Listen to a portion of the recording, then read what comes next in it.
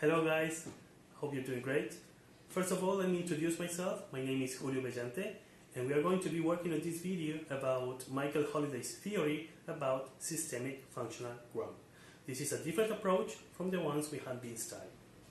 To start with, I want to make a revision about grammar.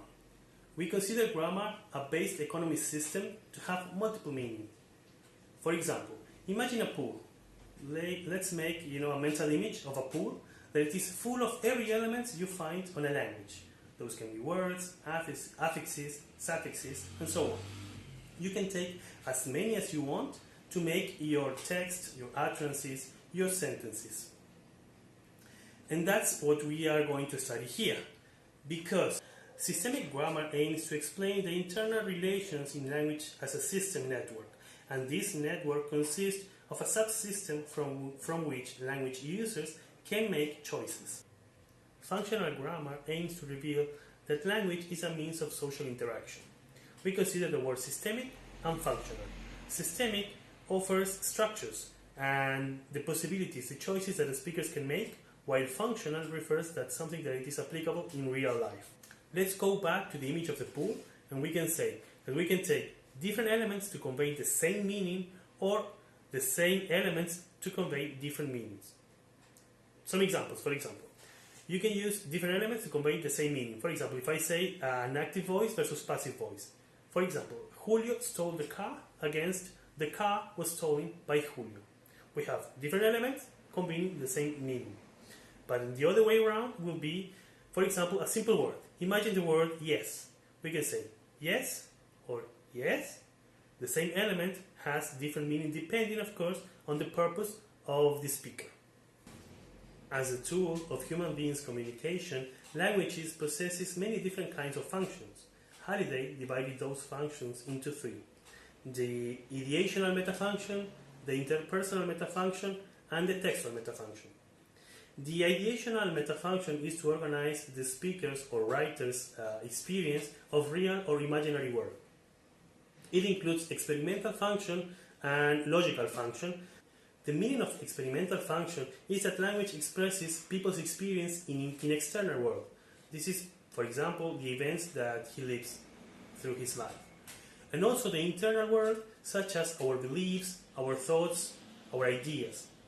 In the case of logical function, language expresses the logical relationship between two or more than two meaning units. Now let's move on with the interpersonal metafunction. The interpersonal metafunction explains or represents how the addresser and the audience interact.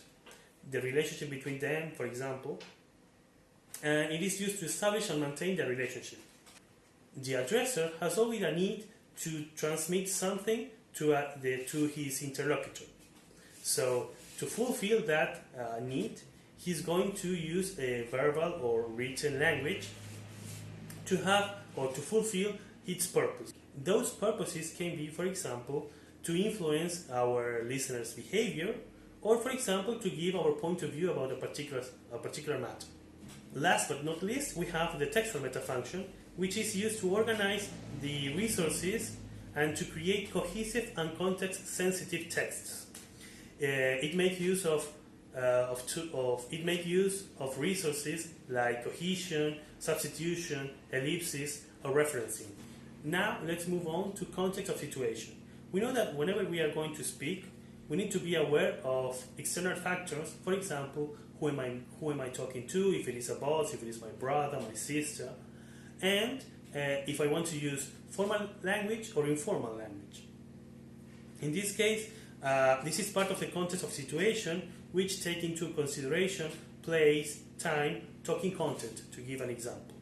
Halliday also divided this context of situation into three parts. Those are feel, tenor, and mood.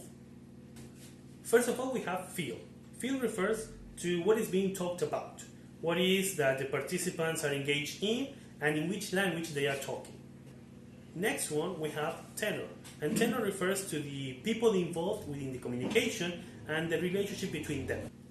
Last but not least, we consider mood, which is how language is functioning in the interaction. And you can consider if it is spoken or written. To sum up, every speaker or writer has an infinite number of possibilities when they want to communicate, and it is up to them to grasp from this pool the elements he wants to use on their speech, on their text, on their sentences or utterances. And the selection of these particular elements are used to fulfill their need.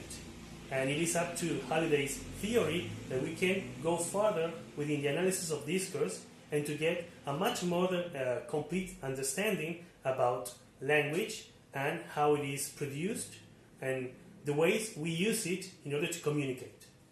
Thank you. I hope you have enjoyed it, and see you next time.